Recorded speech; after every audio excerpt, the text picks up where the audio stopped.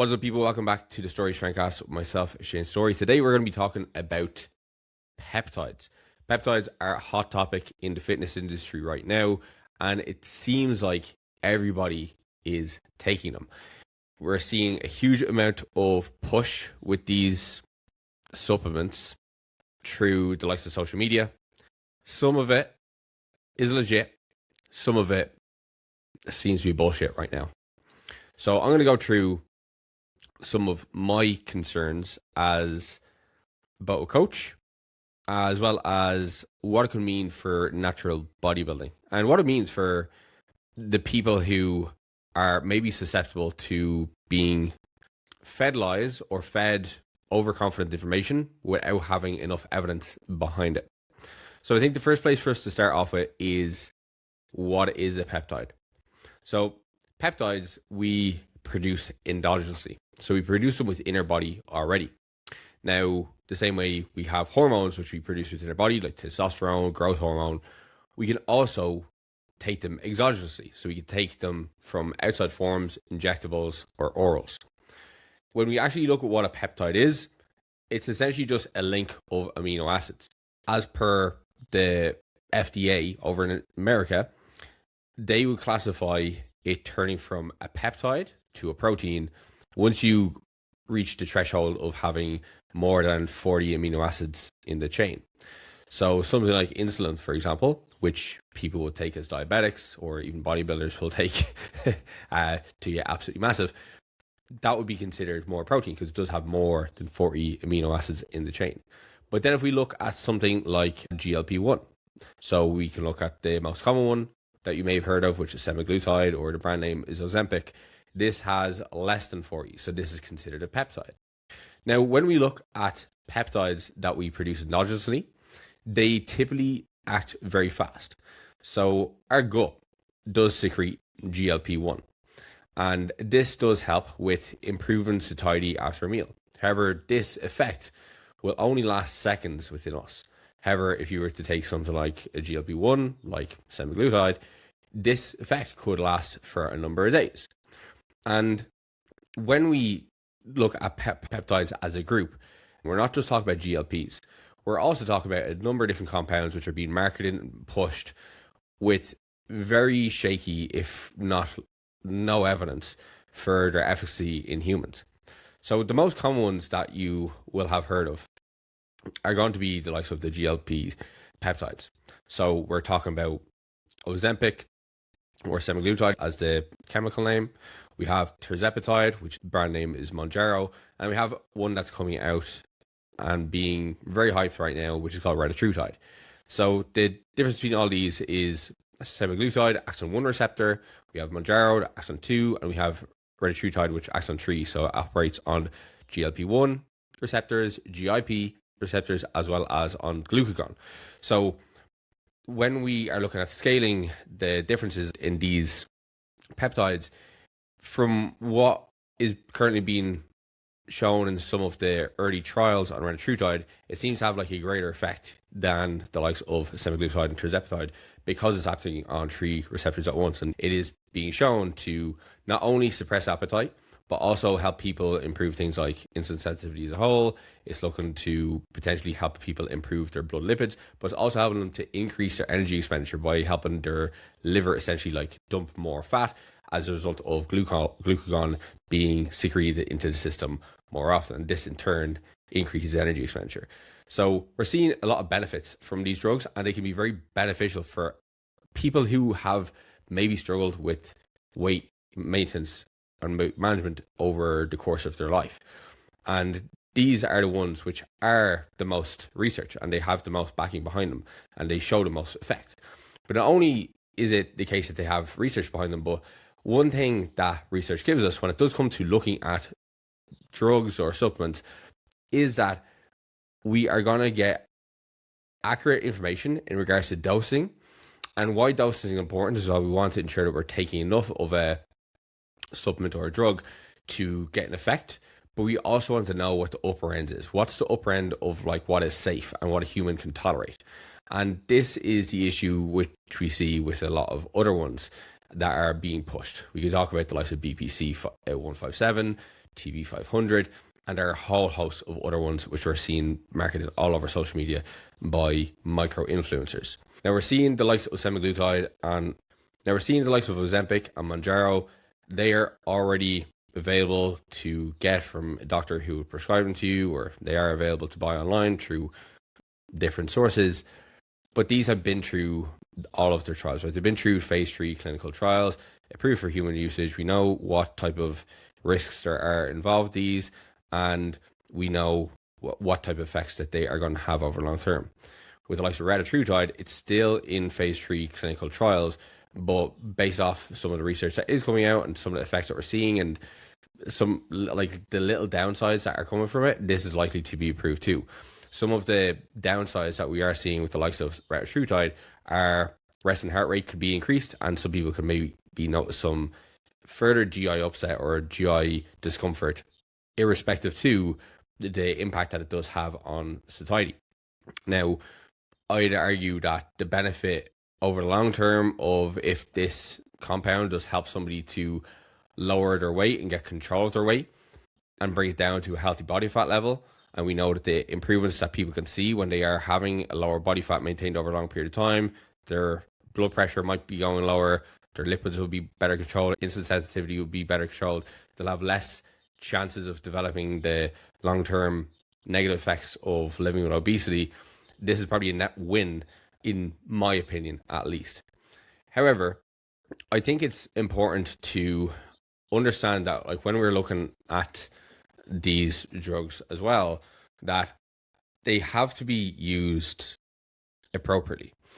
And when I'm talking about something being used appropriately, like something that's going to help you to manage your appetite over long term, it's not a crutch. And this is the issue that a lot of lifestyle people, a lot of people who are just, they're not into bodybuilding or anything, will potentially struggle with, right? So when we look at somebody who's using this for maybe an enhanced bodybuilder, right? Somebody who's completing untested bodybuilding. These people typically have everything dialed in. They'll have their sleep in order. They'll be able to manage their stress. They exercise regularly. They will likely have a consistent diet, like well-structured, high protein, focusing on micronutrition.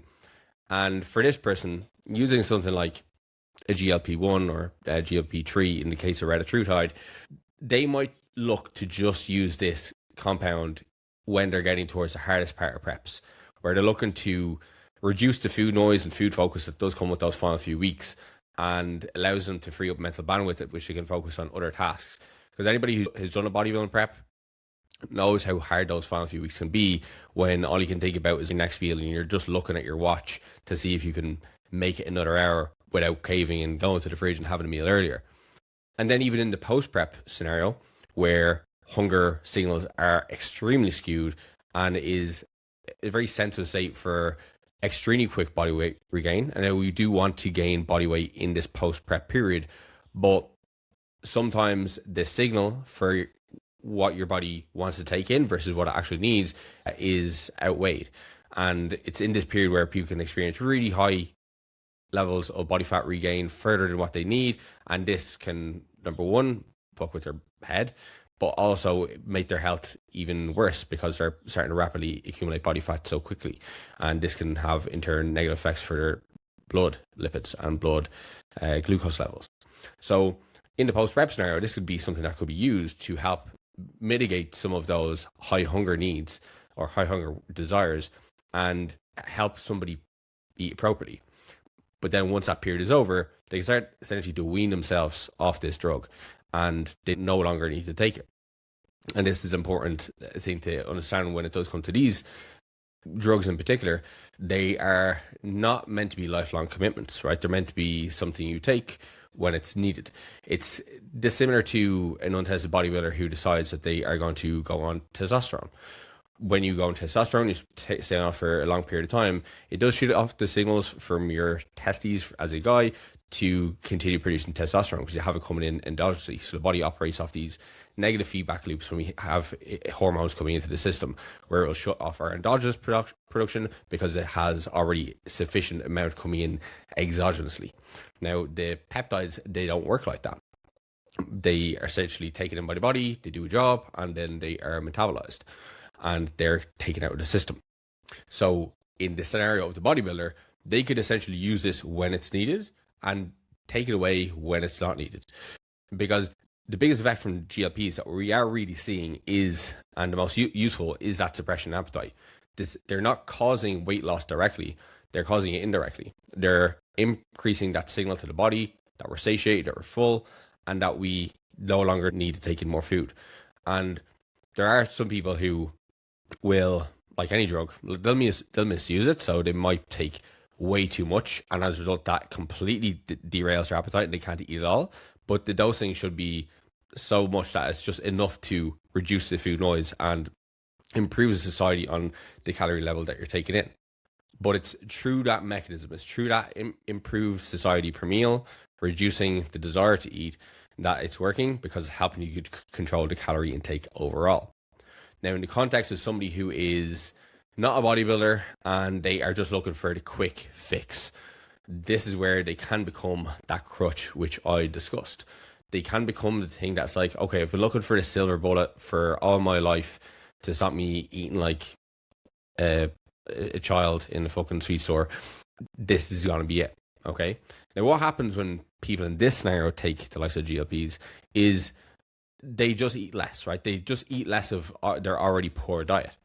Now, in this context, we can assume that the person may be not exercising regularly. They're not really eating that much protein. They're probably not eating much fruit and vegetables. But now all of a sudden they're just eating less. They're going to lose weight, but they're going to lose muscle mass, right? And that's like one of the things that we have heard time and time again when people have been discussing peptides, is that like they cause, or with GLPs, is that they cause muscle loss. We're seeing women losing bone mineral density, and that they're like really, really negative for health. And that's in the context of people without exercise, without having high protein diets. Whereas we know when those things are implemented as part of the protocol, that we don't see those effects.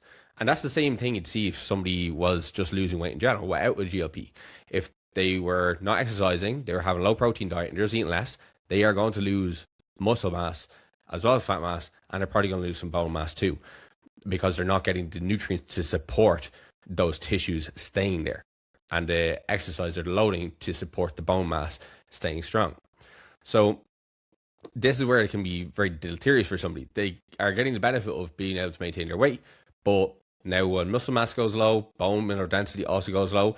They increase the risk of fractures and breaks and falls. They get weaker over time, especially as you age. Definitely not something that's good for long-term independence. But then also in the background, we just have a structure that's not quite supporting it. And in fact, the fact that those structures and habits don't exist, well, now this is when something like the GLPs may become a lifelong commitment. And these drugs, they're not free, right? They have a monetary cost associated to them. And given the rising cost of everything in today's society, you really have to ask yourself, like, is that cost really something I am willing to keep up for the rest of my life?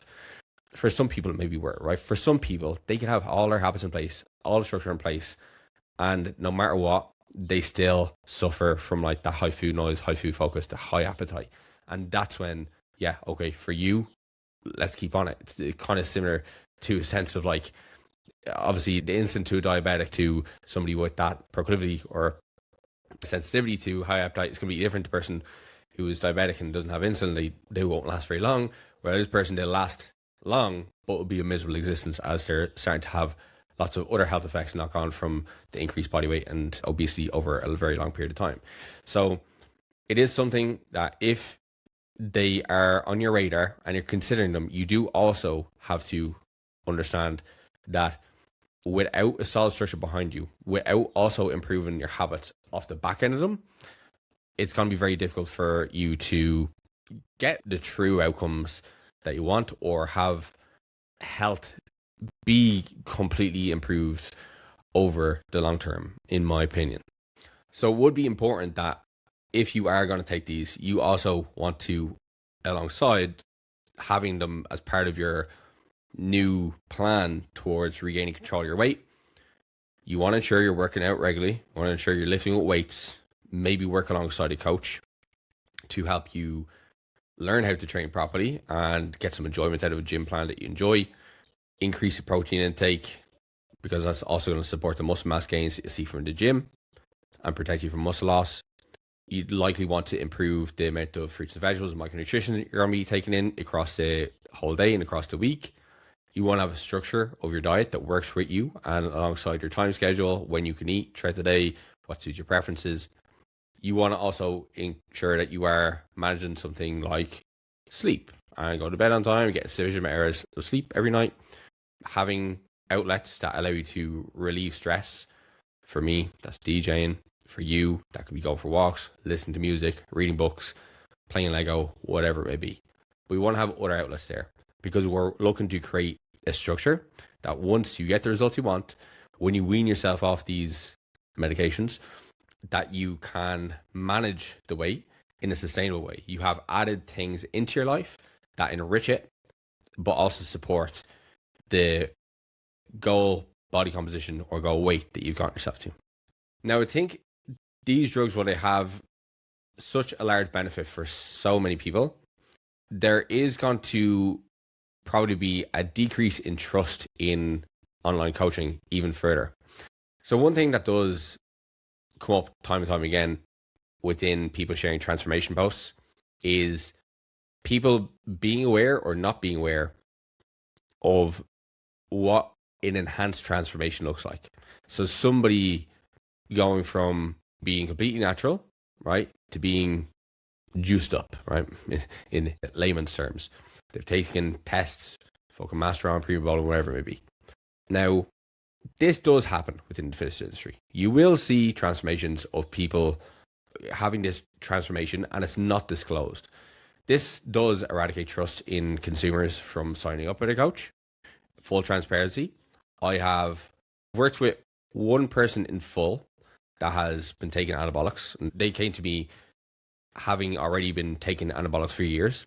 And I coached them. I did their nutrition for them. I did their training for them. But I didn't do anything from the drug side of things. It wasn't my place to do so. I have one guy that I'm coaching right now that has been taking testosterone for years at a T or T dose, you could say. And outside of that, every single client I've coached has been completely natural. I don't want to coach people who are gung-ho on taking gear. I am a natural bodybuilder myself. I know enough about how to coach people who take gear and what to recommend, go from blood side things and what each drug does. But that's not the route I want to go. But if I ever share something like a transformation from a client like that, I would happily disclose it because I think it's important for people to know, especially if the implementation of a drug was the thing that helped them get to where they are versus being something that was already there from the beginning. Right? There's a big difference.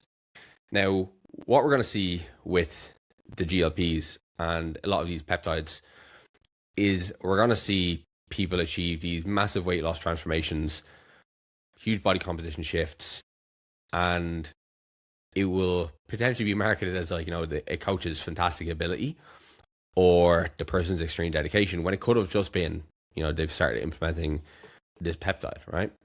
Now, I don't know about you, but that just kind of seems a bit off to me, okay? And I think as a coach myself, I think if coaches are readily getting clients to take these, and especially if you're not communicating the beneficial role of your coaching outside of them, it's very easy for you to have your job replaced. Because a lot of people, they are coming to a coach for accountability. They're coming to them to help them stick to something, a weight loss goal, a fat loss goal, a muscle gain goal.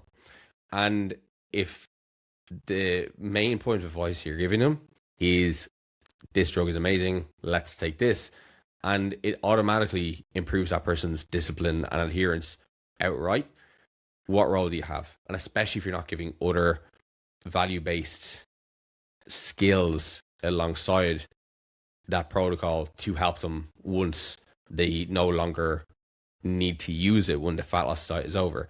Or are you putting this person on a drug for the rest of their life without them understanding, okay, there are other kind of rocks that could turn over, bigger rocks, cheaper rocks, things that are more sustainable over the long term that might actually improve my life, versus being like, okay, every time I need to get lean, I need to take this peptide. And that's kind of what we saw in the start of when I was coaching, right? We were told, no, don't give people just meal plans, because they won't understand why they are losing body fat. They will just think that when I need to lose body fat, I need to eat these meals.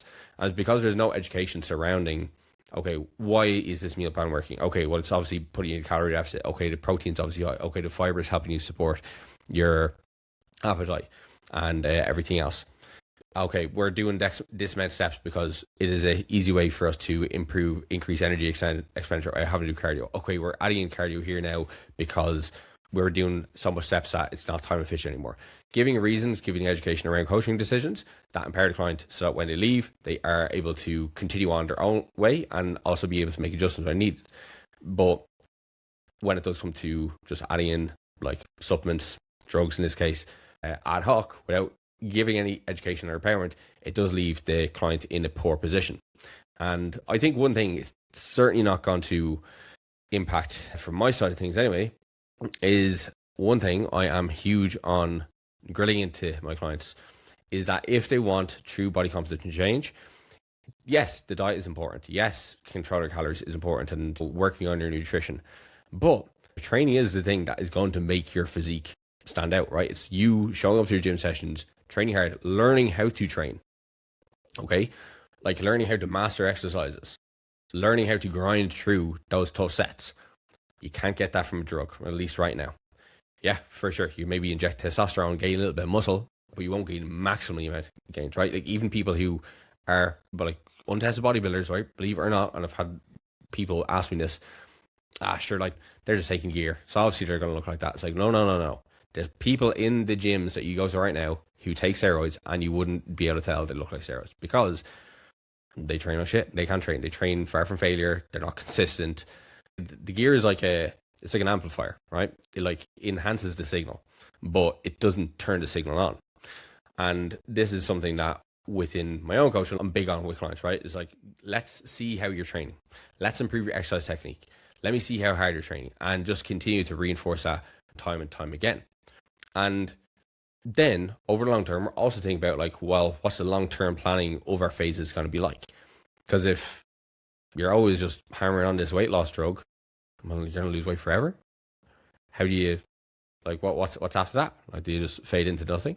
No, we want to know, okay, if we're doing long-term body recomposition, we need to structure our gain phases out, and we need to keep you accountable to those, because they're the parts where most people find the body composition process the hardest, because you're going to be gaining body fat. You're not going to look your best at the tail end of a bulk. In the diet phase, you see yourself looking better every week if you're doing it right. And it's this long-term planning of the long bulk phases, keeping people adherent and bought into the plan, coaching them well through the diet phase and transitioning them out of them again, and doing this over years and years and years, where you see people have the best changes.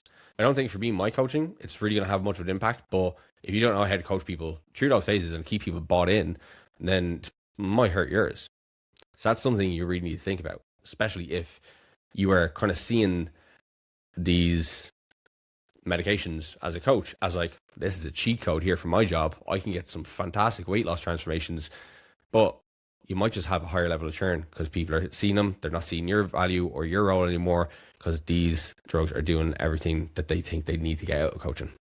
So that is the GLPs. They have a lot of efficacy to them, but they need to be used properly. And I think as well, alongside with how they may affect coaching and the coaching industry and your clients, if you're prescribing them to them, and how they maybe support them long term, and if they are getting support long term, the effect on natural bodybuilding is going to be an interesting one. So I know that the UK DFBA, they have put out a post on their social media to mention that they are banned from their federation. Now, having looked at other federations, I haven't seen anything on WNBF, which are known to be probably the biggest natural bodybuilding federation in the world. I haven't seen anything on their website, and they use WADA testing. Now, when I looked at WADA's list yesterday, I couldn't find, when I even searched semaglutide, tirzepatide, like GLP-1 or GLPs, anything that admit them from the list, but that could potentially be clarified by if somebody in WMBF here is watching or listening, they maybe kind of like just highlight that to me, but I can't imagine they would be allowed. Partially because it kind of goes against the spirit of natural bodybuilding to be injecting something. Now, of course, there is like the insulin for diabetic, right, which is different, in my opinion, to something like this, right? The long-term risk of not having a GLP when you're being driven towards high levels of body fat that will kill you slowly over time versus a diabetic without insulin who could drop dead after a day. They're completely different scenarios. And even with the likes of insulin or even thyroid medication to a degree, you can get therapeutic use exemptions. You have to pay a good bit more for them. You have to submit a lot of documentation from a medical examiner to show that this is something that you do need to, live. And this can be looked at by the federation and be approved for you to compete. Now, one of the hardest parts of a natural bodybuilding prep is dealing with that intense hunger over the long haul, right? It's the thing that makes people fall short of completing a prep, because to get to the extreme levels of condition, you're going to have to put up with some pretty extreme levels of hunger, low energy, low libido, and just like not feeling like your best self. You look like your best self, but you won't be feeling your best self, that's for sure. And while would it make this process easier for a natural bodybuilder? Would it make my life easier when I go into prep? For sure. But it goes against the spirit of bodybuilding as a natural for me.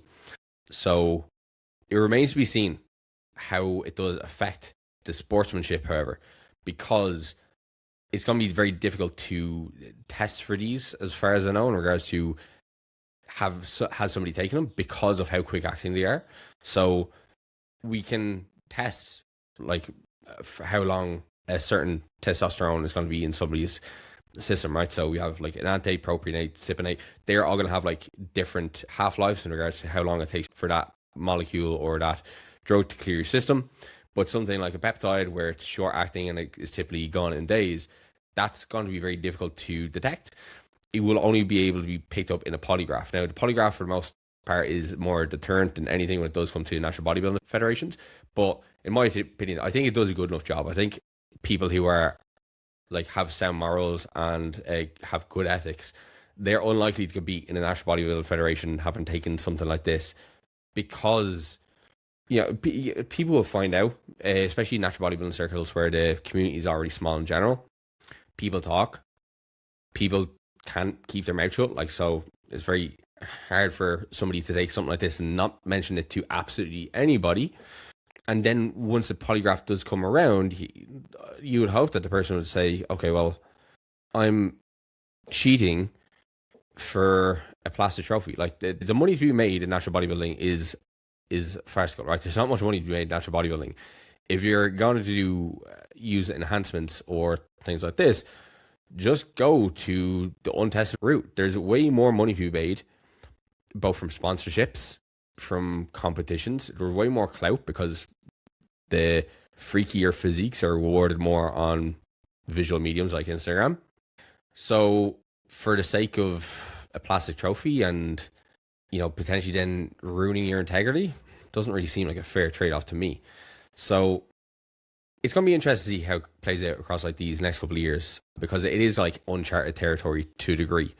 But I wouldn't be surprised if maybe testing gets better, or even out of season testing improves, or for top athletes, what happens from that perspective. But yeah, this is a TBC, so we might have to check back in on this later, or maybe get somebody in to talk about this, which would have a good idea as to how drug tests and everything are run, the ins and outs, and maybe any of the faults with like current systems that we have in place, like WADA testing.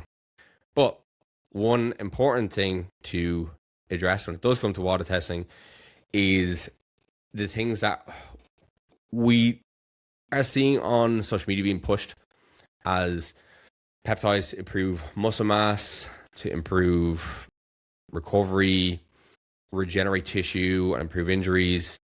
So we have the likes of BBC 157, we've got TB 500. Both of these are on the WADA list. So they are banned substances, And if you take them in or out of competition, you will, well, you'll fail the polygraph if you lie in it. But if it's tested for within blood sample or urine sample, you will automatically fail the test and likely be disqualified. But then there are other things that I think is really important for natural bodybuilders in particular to look out for, right? So there is a clause on the WADA website, and I'm just going to get this up so I can actually read out from it. So this is on the S0 page and for under non-approved substances, and this is prohibited at all times in and out of competition. Any pharmacological substance which is not addressed by any of the subsequent sections of the list and with no current approval by any governmental regulatory health authority for human therapeutic use, e.g. drugs under preclinical or clinical development or discontinued, designer drugs, substances approved only for veterinary use, is prohibited at all times. This class covers many different substances, including but not limited to BPC 157, DNP, and there are some SARMs here also listed, troponin activators, okay? So this is important. If something has not been approved for usage in humans, it is on the ban list. And there are supplements going around like SLU PP332 is one that I'm seeing pushed by heaps of different influencers, supplement companies, and there's very little human use data on it. I have something here that I have from Physique Collective, which is Joe Jeffrey's website, and Joe Jeffrey Physique Collective, they put out very, very good information on PEDs and things like peptides. And when we're looking at something like SLU PP332, so it is meant to be like an exercise mimetic, so is promoted to give similar effects of like cardio work, right? So running, exercise, bike, all that kind of crack on your cardiovascular system. Now, there is a study in mice which has shown them to drop more body fat on the same calories compared to placebo to have improvements in things like heart function after heart failure, but this has never been studied within humans, right? This is important, as I mentioned at the very start. If there's nothing on humans, we don't know what dosing is effective. We don't know what dosing is too much and potentially brings us up to toxicity. And the interesting thing with this in particular is like, if this was as powerful as it has been shown in mice, this would be something that would rival the likes of the GLPs. And you would think that it would be something that people would want to start to flood out to the market really quickly and bring through clinical trials, because pharmaceutical companies, right, they're not trying to suppress any of these type of things, right? If there's money to be made in these, which there is a ton of money to be made in them, they would absolutely be capitalized on them because they could charge a fucking lot for them. So it's not as if the underground black market is like trying to be like the knight in shining armor, or be like, oh, look at us, we're trying to do the world of good and bring these hidden chemicals, you know. It's like shrouded in secrecy. They're like, we're bringing you the compounds that pharmaceutical companies don't want you to know about because they won't make any money off them. It's like, no, they just haven't been brought through the prerequisite amount of trials to be actually patented and then also be sold at a major level.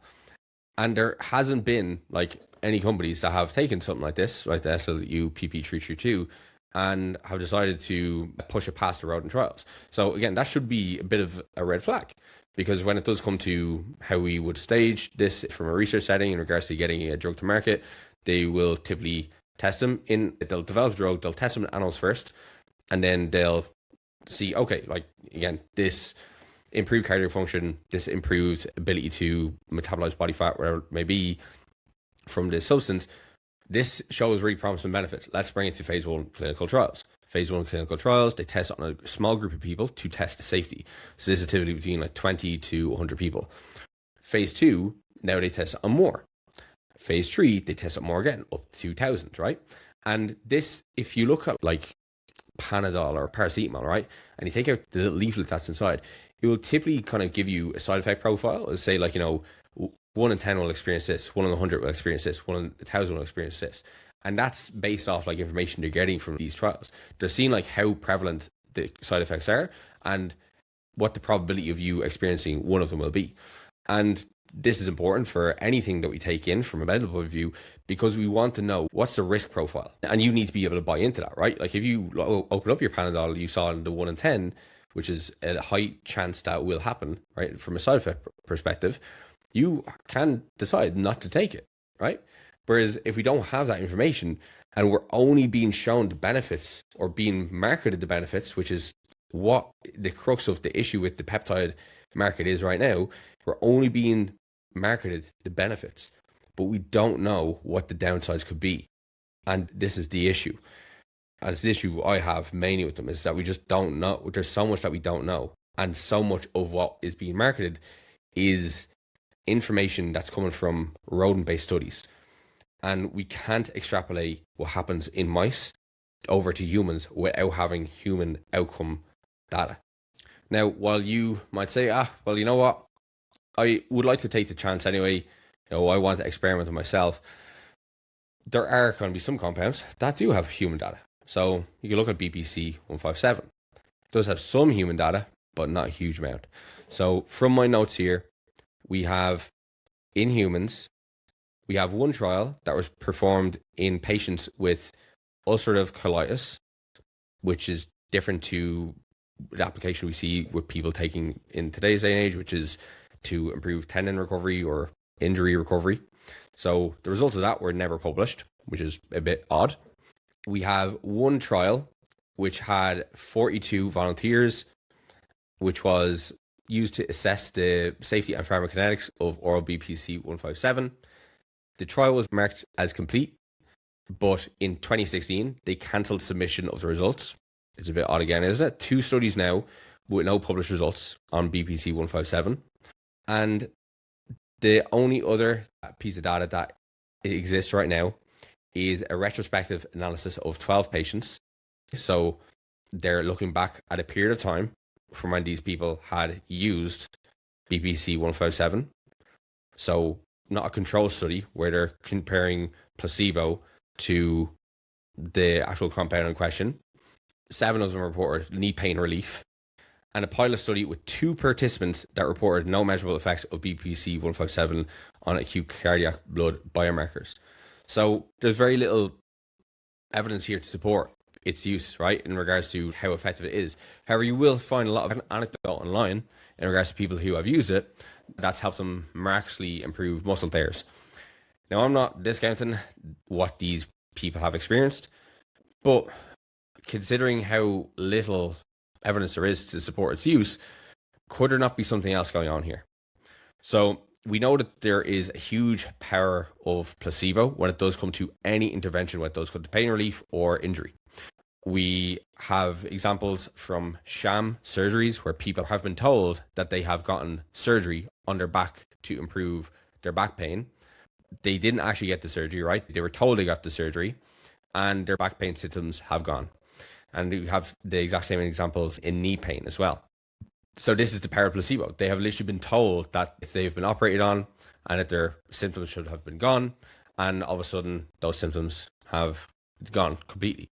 And we know that there's a huge impact as well to hope, right? And so somebody's disposition in regards to how they perceive an injury to be can have a big impact on how well the muscle or the injury site actually recovers. So somebody who fears that the muscle will never recover or the joint will never recover versus a person who has a belief that they will improve, there's also going to be differences there. We also know that time is a big factor. And we also know that load management is a huge contributor too. Load management probably being the biggest thing that we can do to help improve our recovery post injuries. So if we have somebody taking something, they believe that it's working, they believe that it's going to have these magic benefits, they already have hope. Alongside that, because they're injured, are they now also deciding that, okay, I need to really focus on sleep right now, I need to keep my stress low, I need to really follow my rehab program, because they're having all these other kind of things that are going alongside the injury recovery process. Now they just have an extra thing in the box that's giving them that little bit more hope. So is this combination of many different factors the thing that's actually leading towards the injury healing quicker than maybe it did in the past? Because now they have that little bit more hope, and they're also leading into doing all these more beneficial behaviors that we know work because they're taking this substance, so they may as well make the most of it, right? So that's what we can have to assume. We can't say it's 100% what's happening. So I can't say that that's exactly what's happening, but I can't say it's exactly what's not happening because we just don't have the evidence to support. Now, one thing that is worthwhile to think about, however, when it does come to something like BPC 157, is that the FDA placed it in category 2 of their scheduling program when it does come to drugs. And this is due to the issues it can maybe have on immunogenicity, okay? So this essentially means that a synthetic form of this drug could potentially trigger an immune reaction or antibody formation in humans, which could lead the immune system to essentially attacking itself, right? And because there's also maybe some talk of, well, with this accelerated growth that could happen in regards to potentially tendon repair or whatever it may be, how are we selecting for it not improving growth in other cells? So another kind of area of concern is, are there things like potentially tumor cells that could potentially be influenced from a rate of growth, because we can't exactly select the exact target of the peptides and where it may go. And just to clarify, the prior point on the increased tumor growth, that's actually more related towards TB500, but they always get put in the same packaging. You hear about this Wolverine stack of people combining the two and also having accelerated recovery. But just like BPC 157, there's no strong human evidence at the moment on TB500, and it is actually part of a parent molecule, right? So the actual big molecule that will belong to is called thymosin beta 4, and TB500 is just a fragment of this bigger protein. But it is a little bit of a leap in logic to assume that this smaller fragment would have the same effect as the larger parent molecule. So this is just something to be cautious about. And the very final point that I'm going to make on this podcast is that with all of this shady evidence and lack of evidence surrounding other peptides, the non-GLPs, right? The MOTCs, the SLU-PP332s, the TB500, the BBC 157. There's a whole list of them that you see pushed online by certain influencers. Is that there is a huge grey market. They are not being prescribed by doctors, pharmacies. We have little evidence to support dosing information, both from an efficacy point of view, a safety point of view, and they're not quite listed as drugs the same way as like cocaine or weed or like yokes would be, right? So we're not quite sure what legality is. And with this, there's always an area for people to capitalize, okay? There's going to be companies who will manufacture these products, and they are maybe not acting in the best interest of the consumer. They're acting in the best interest of profits. A lot of the peptides that we saw right now, they are coming with the disclaimer on them that they are for research purposes only. Now, this is just a disclaimer so that they can sell them and be like, hey, we didn't tell the person to take them. Now, with this, there is going to be the fact that the companies who are providing them or processing them or manufacturing them, they are not having the same due process the way a pharmaceutical company who's producing paracetamol has to go through rigorous testing to ensure that the product is what the product is, that the dosing that's in the product is what it says in the tin. And there are going to be compounds sold that don't even have the actual ingredient in them, or they have a lower dose than what is actually specified on the side of the vial. And this really reminds me, if anybody is old enough to remember, is the CBD craze. CBD, about 10 years ago, was all the rage, right? People were using it to promote fucking every benefit under the sun, right? Which is kind of similar to what we're seeing with a lot of this, right? With little evidence. And even the evidence that did exist for CBD potentially improving stress and anxiety, improving sleep, and as a result, improving recovery, that was using CBD that they would use in a research setting, which had a high potency. Whereas when you went to Holland Bar, you went to the local supplement store, you get a CBD product that would have potentially a tenth of the efficacious dose, but would be still sold at a very high premium. And this is something that we're seeing within this industry. So there was a study done that looked at the quality of products within this line, right, within peptides. And they wanted to see, okay, what's the quality and how does the labeling match up to what's in the actual vial? There's 44 products studied. And of the 44, 18 somewhat matched the label, and some of them had none of the active compound that was claimed. And this is not only just a waste of money, but what are you getting if it's not disclosed? What are you injecting into your body? What effect is that going to have? Are you just injecting saline solution, which is pretty benign, but could it be something else? Could it be something nefarious? We have examples within the protein world of protein tubs being spiked, right? There is an instance in the States a couple of years back where there were like, I think there was like, is it DECA, which is an anabolic steroid, was spiking some of the protein, right? As a result of supplements don't go through the same testing the way a pharmaceutical drug would be. So they take longer to get caught on. But this is something to be aware of. Like, well, you could be getting something completely entirely. And this has happened in the untested world too, right? There has been examples of female bodybuilders thinking they're getting testosterone when actually they're getting something completely different in terms of the anabolic substances. And again, this is just be a point for concern. And this is not conspiracy. This is just getting people to think about like safe usage and actually using their brain.